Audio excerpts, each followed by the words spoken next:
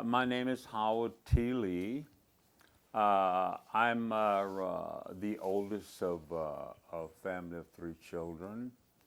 I was born in Lake Arthur, Louisiana, in a seaport town, more or less.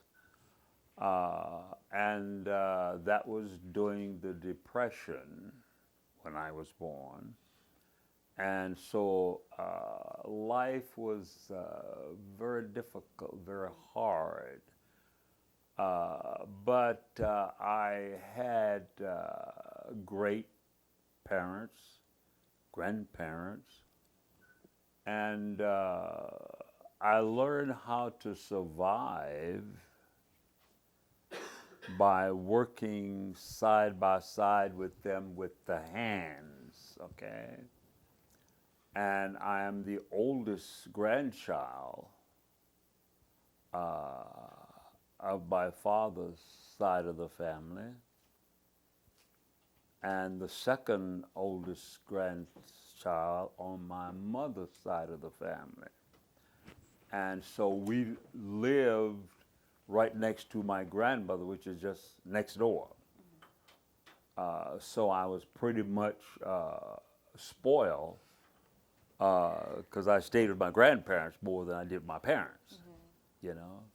And so as times went on in life, by the time I was age 6, my father lost his life. And so therefore, it really put a great deal of pressure on my mother to try and raise 3 children during the Depression. And so as times went on, I entered school and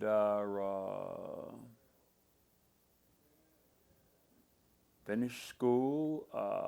Then by the time I was 16, my father's brother, his oldest brother, lived in Houston.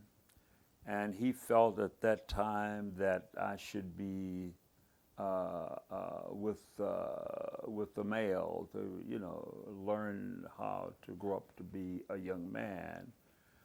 And so I finally moved to Houston with him and his wife. They had no children. And so I went into school, got there and into school for 4 years there. Where are you going to school at?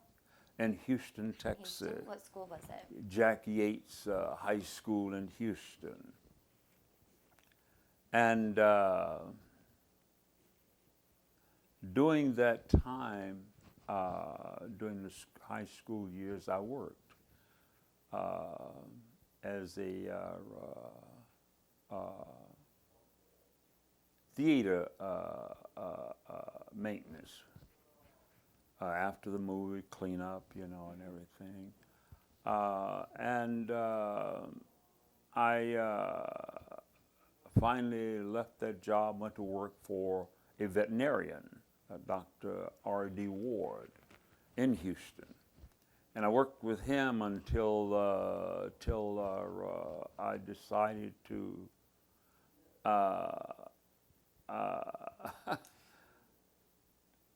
come into the military. And in fact, you enlisted?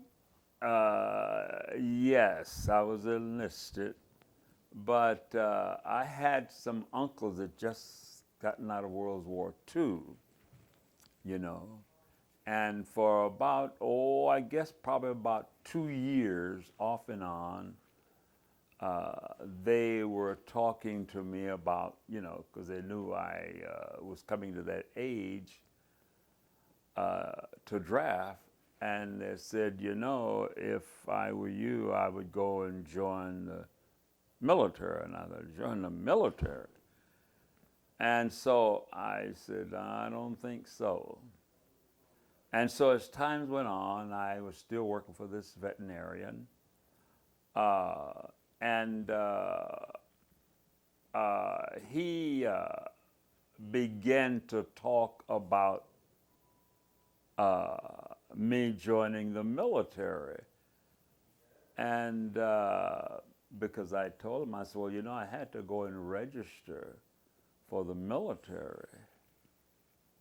And he said, well, yeah, that's something you have to do when you turn 18. And so things went on, you know, nobody was talking about it anymore. Then about a year later, this was somewhere around 48, somewhere around in there.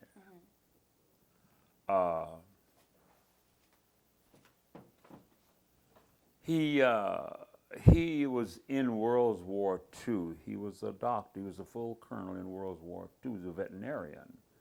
And somewheres around 1949, he had received notification that they was going to activate a company, an organization that he was going to be in.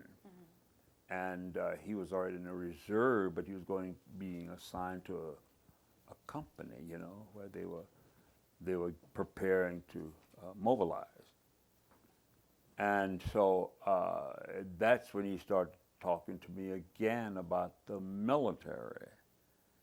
And he said, you know, he said, I'm going to tell you something. He says, if I were you, I would join the military now.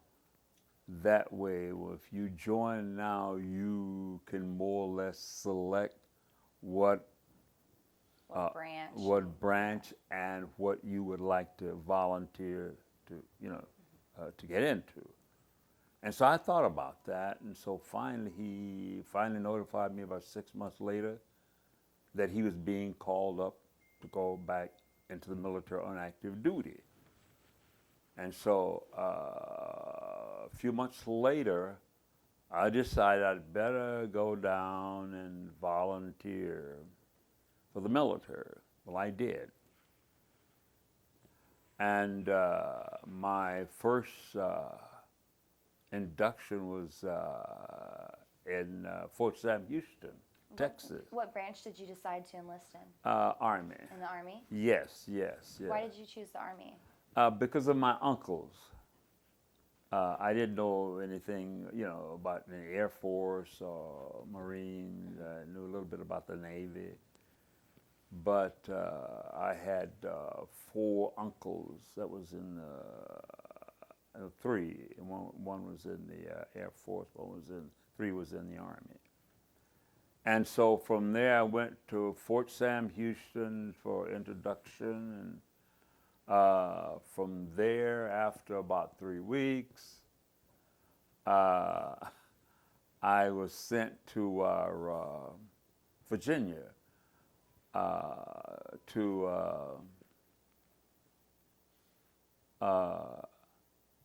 Camp Pickett, Virginia. And that was more or less a staging area for youngsters, you know, in processing of what you want to get into and what you want to do. Right. And by the time, what time was this? What year? This was in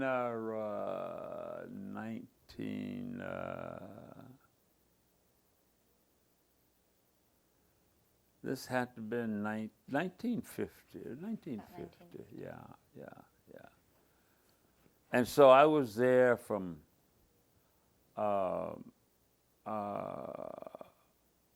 September, I think, to November, just a couple of months. Then that's when we got our assignments and was approved for that branch of service. And I chose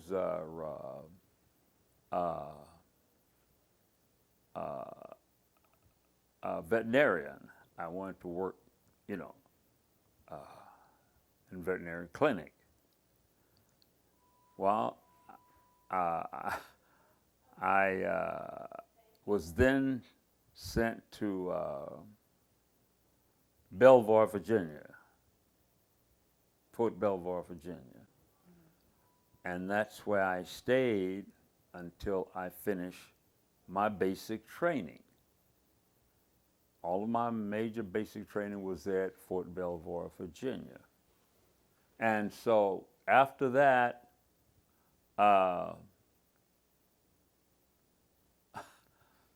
we were sent, though I was sent to Japan. Were you nervous? No, I didn't. You know, yeah. I was somewhat nervous, you know, because I had an uncle that was stationed there, and so I got a 30-day leave, youngster in the military, you know, and I was sent to Japan, and I wound up in Yokohama, Japan, with with a unit that was a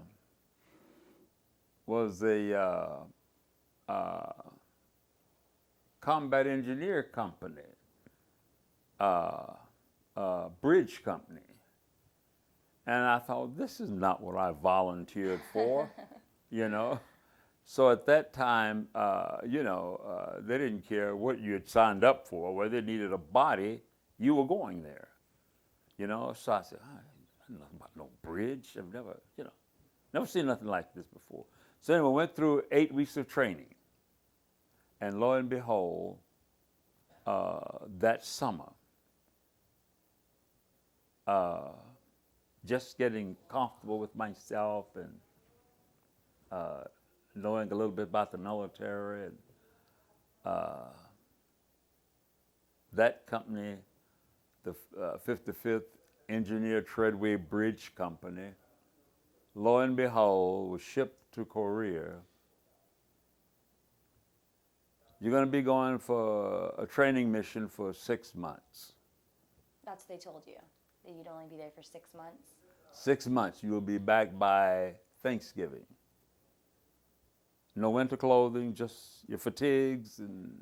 So you didn't think there was any big No. deal at all? You didn't know that there was any No, hostility no. going on? No, or no, nothing.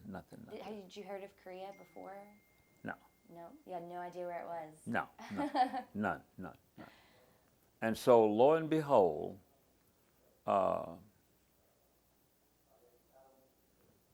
we were loaded up on the ship in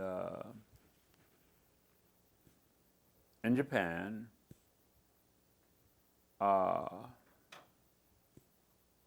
And at that time, we were getting troops from every place, you know, trying to build this company up, because more or less like at that time, just a skeleton company, just, you know, but they were building up their forces. And so we was all shipped out, and then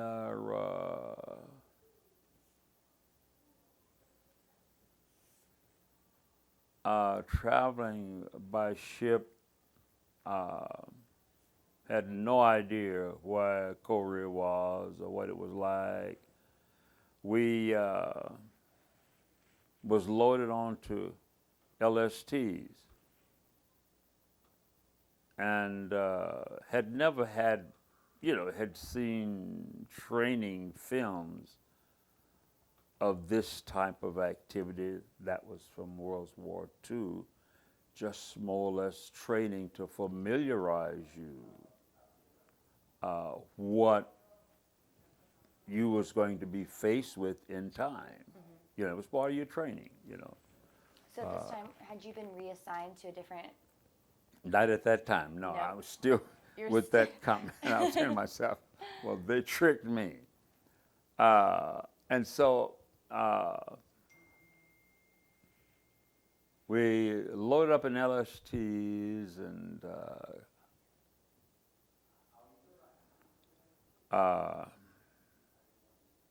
as we traveled, we could see in the distance. We landed in Incheon. In Incheon. And about what month was this? This had to have been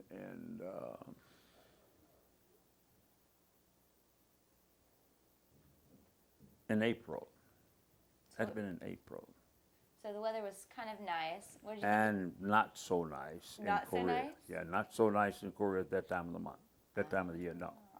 No, cold, It was cold. cold, cold, cold. So what was your first impression upon arriving in Korea? What did you think? In shock. Why? I'd never had, never thought I'm going to either, the old saying, you're either going to swim or sink. And then reality sets in. Reality sets in. And so as we get near the shore, they stopped and unloaded us into the water, waist deep, like about 3 or 4 o'clock in the morning. So if they told you you were only going to be there for 6 months, what did they tell you you were going to be doing there? You're just going there for a training mission. Just for a training mission. Training mission. You'll be back by Thanksgiving. Right. Goodness. And they landed us there in the wee hours of the morning because there's still fighting going on.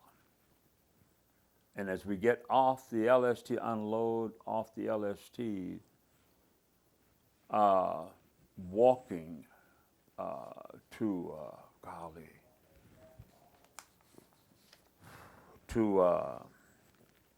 land, get to the shore.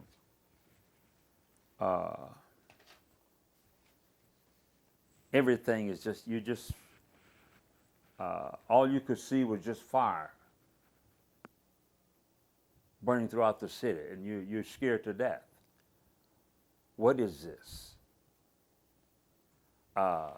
And as we got closer and closer to shore, you could see so much damage, dead bodies in the water. And you become, was it South Korean civilians? Yes, yeah. Casualties, from the war, yeah. They were fighting there. And as we made land, our commander got everybody together, and after everybody was together and everything, and then we met the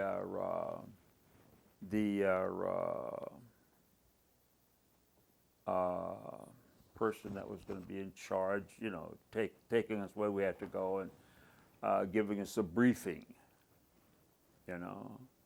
By this time, we were assembling at some checkpoint where we could get breakfast. And by this time, it's beginning to get light. And then, of course, you could really see the devastation. Had never seen this before. You were scared to death. You're realizing y'all weren't there for just training. Yeah, never seen this before, So we were there for 3 days, and they were making all the preparation as to when our equipment was going to arrive and all of this, and where we had to go, our assignments. And I said to myself, well, okay, assignment, maybe I'll get a chance to work in what I wanted to do. But no such luck. No such luck, I said, oh my God, what did I get into? I said, they really fed me a lot of baloney about volunteering and So where did they put you? with that company. So you stayed with that company. What was the specialty of it? Their specialty was a floating bridge company and a footbridge. The floating bridge was they had what they call pontoons, looked like balloons, and they were about 100 feet long and probably about 12, 15 feet wide. And we had what they call a footbridge. And our mission, and we had never, this was all just practicing on land. You had to inflate these pontoons and get them into the water to make a bridge to go across a river or a creek for the trucks and the tanks. Okay? And so we was then moved to a staging area where all of our equipment was going to be coming in by ship. So this was outside of the city of Incheon at that time. Okay? So there we were in the staging area outside the city of Incheon for about 3 weeks.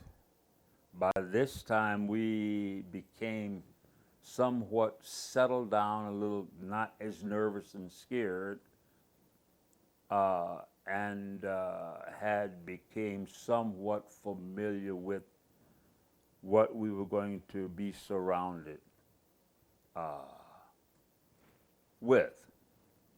And so the next big push was to get our equipment there. So after about 3 weeks, our equipment started arriving, okay?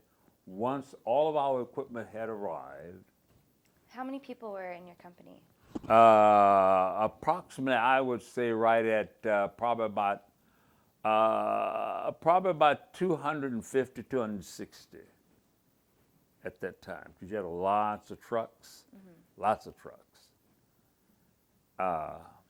And eventually, I'd say probably about 2 weeks, 3 weeks, we began to get assignments.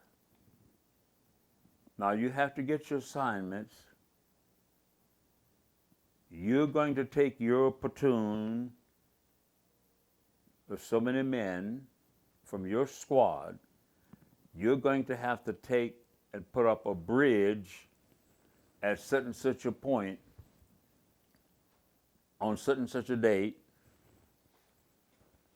This bridge has to be in place and complete for traffic to cross this river on this particular date, and it will remain there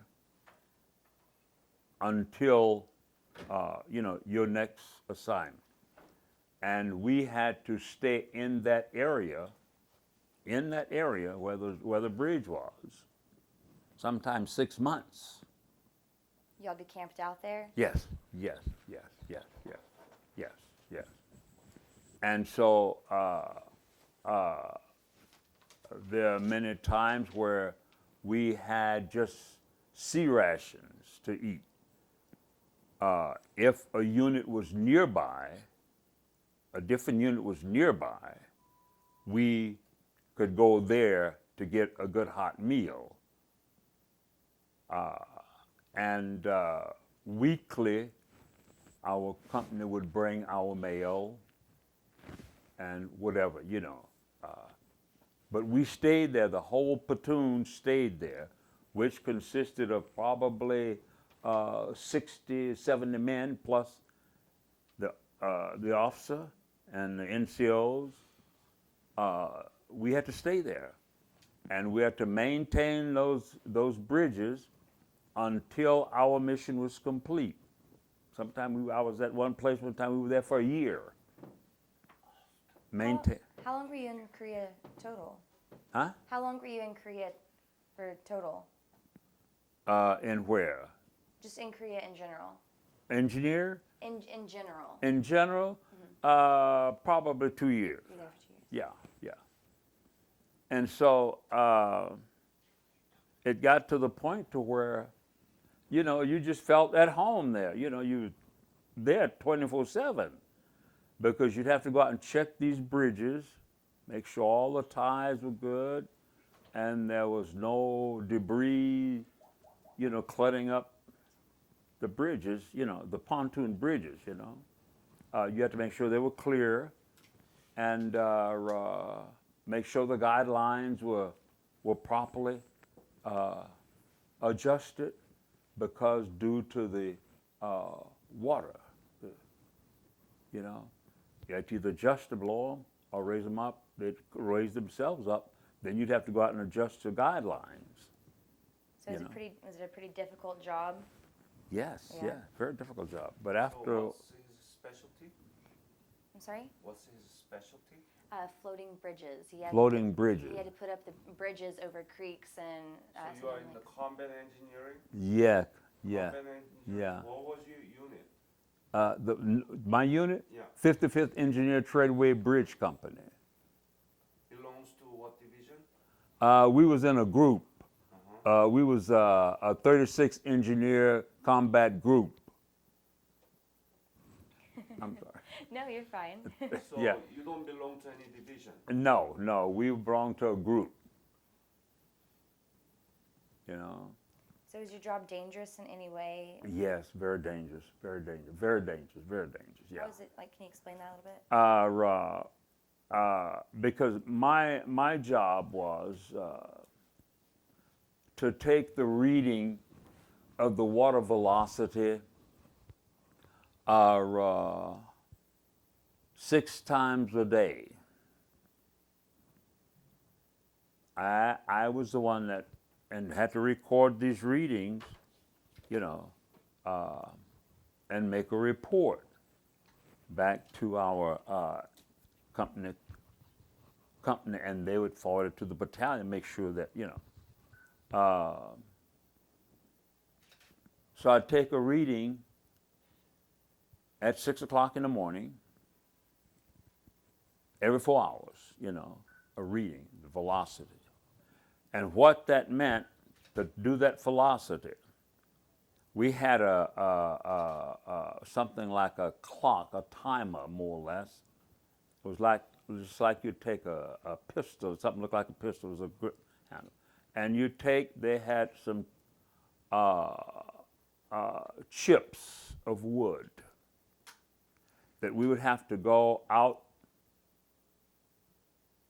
in 2 sections of the bridge, and the bridge could stretch 200 feet long. Okay?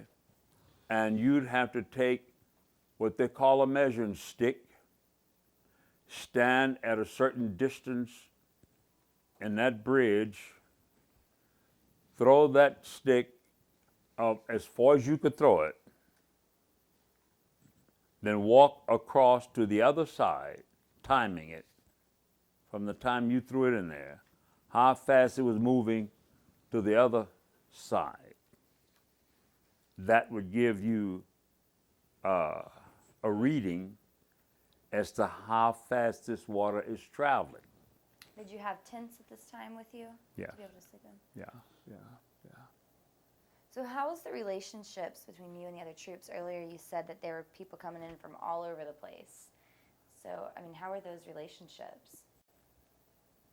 It was okay, you learn to meet people and you learn to adjust,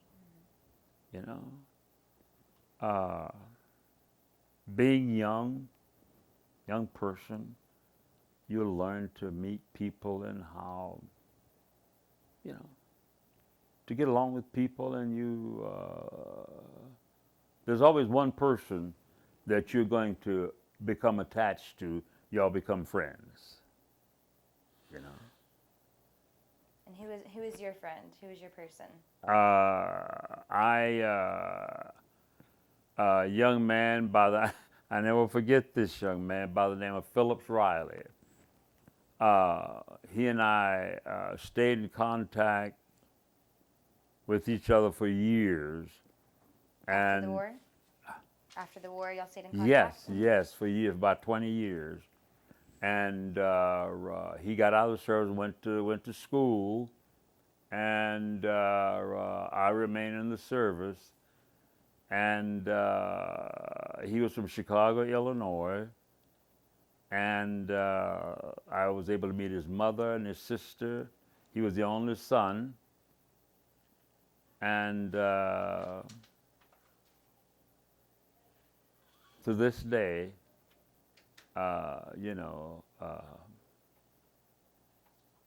he's always in my heart because he died about 11 years later from malaria. You know? I'm sorry to hear that. Yeah. Was he from the States? Yes. Yeah. Yes. Uh-huh. Yeah. So after you were reunited back with your company 4 months later, It was time for me to return home. so after you returned home, did that affect you in any way coming home? Yes, it did. Yes. Because I finally realized then that I was a totally different person. I was more or less a grown man, independent. Did you speak about your experience at all with your family or anybody else? No, not until Why not? I just something I didn't. I just didn't want to remember. Something I didn't want to. I think about it myself, just to myself, Right. just to myself. Too hard? Yeah. Too, Yes. Too much? Yes. Too much. To myself, I would sit and reminisce about things and people. How I saw the first member of my company get killed. Do you think this was true for maybe some other veterans? They didn't want to talk about it. So do you think this could have possibly led up to why the Korean War is also known as the Forgotten War? People just came back and didn't want to talk about it? Yes. So the Korean War was also kind of called a police action during the time. Yes, police action, yes. Do you agree with that? No, long way from, no way. Yeah. No. And why, in your opinion, do you think they called it a police action? Because it wasn't. It was actual combat. And Why- I didn't know anything about combat until I got into combat. I didn't know what the word meant. But I learned what it meant. Okay, you were during the training, you knew what combat was like. But physically, I didn't know. Until I got into it. So you left Korea in what year? 1952. In 52? Yeah. Have you been back to Korea since then? Yeah, I went back the second time. Where did you, you went back with the military? Mm-hmm. How many years later was that? Huh? How many years later? About 3 years later. So you served in the military for how many years total? 24. 24 years. Mm-hmm. So after both your rotations and your duty, have you been back to Korea on No, your own for no, leisure? I'd love to go back. You would love to go back though? Yeah, I'd love to go back, but yeah. Because I worked with a lot of Korean ladies. I worked at Darnell Community Army Hospital here on Fort Hood. I stayed, more or less connected because some of the places where we were during the war, some of their families was in those areas. You know. So I have a question for you. It's kind of lengthy, but in 2013, we witnessed the 60th anniversary of the signing of the armistice between the UN, North Korea, and China. There's no other war in modern history that has lasted that long after an official ceasefire. In your opinion, what do you think that we need to do to put a closure on it?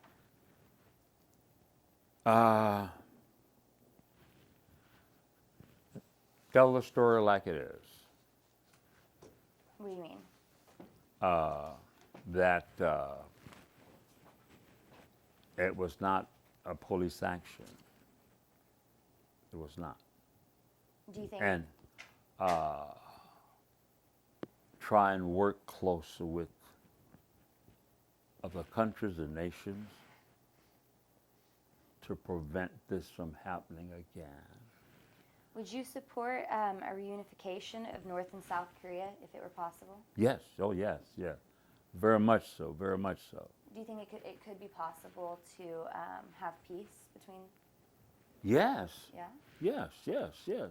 It's man that, it's man that does this. Right. You understand what I'm saying? Huh? It's man that does this.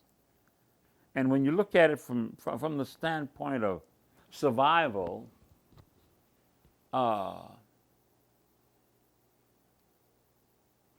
God didn't intend for man to live this way. God didn't intend for man to live this way. Huh?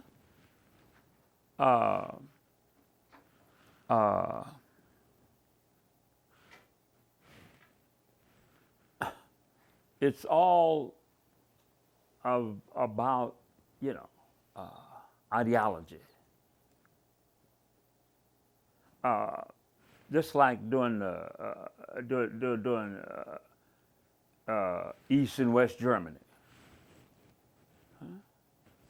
So do you think it's important for younger generations to understand and know about the sacrifices and contributions? Very much so. Very much so. Yes. Why? Yes. Because it will make them a better person to understand, to get along with one another and do the right thing in their lives, and make this a better place to live. Huh? Do you have any messages that you would share with younger generations? And Yes. what would you like to Yes. share with them? To the younger generation today, the most important thing in your life is to learn to do the right thing and live with one another and live a Christian life. I see today, within the last 30 years, the difference between the generation of 17 and 18 years of age today compared to children of the 50s. If they do not have God in their lives, they have no compassion. They have no love. Okay? I see this today.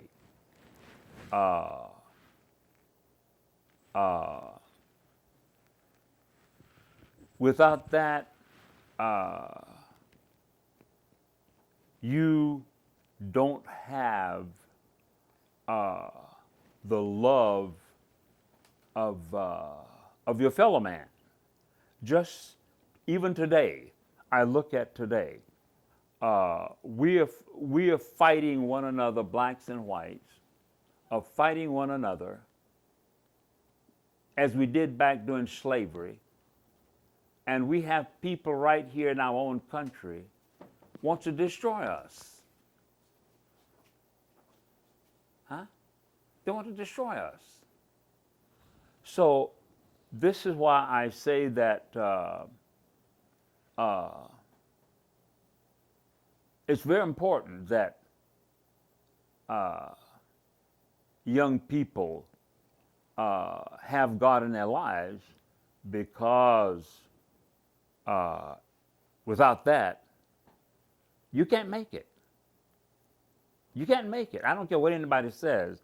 I'm speaking from experience. Okay? And I have grandchildren, great-grandchildren. And the most important thing in my life now is my great-grandchildren, because God has kept me here to have 7 great-grandkids. Congratulations. Huh? Say congratulations on that. Thank you. Thank you. So you've got to learn to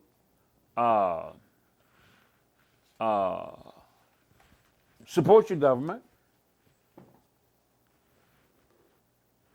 And if you don't like what's going on, then you get in there and do the right thing and get in there and say, we're going to make these changes, but we don't like what's going on.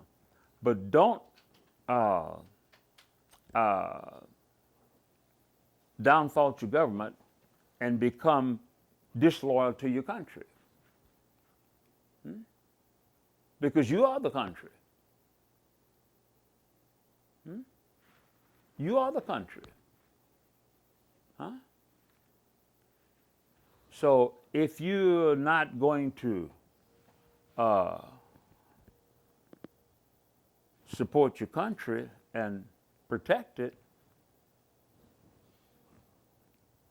together we stand, divided we fall. My last question that I have for you, do you think it's important to preserve the legacy of the Korean War and the Korean War veterans? Yes, sure, yes, yes. Do you think it's necessary and a good idea to record these interviews like we're doing and working with the Korean War Legacy Foundation? Yes, very much so, very much so, very much so, very much so, very much so. Because I have said many times that, well, you know, we were the forgotten war. We were the forgotten war. Okay? So it's very important.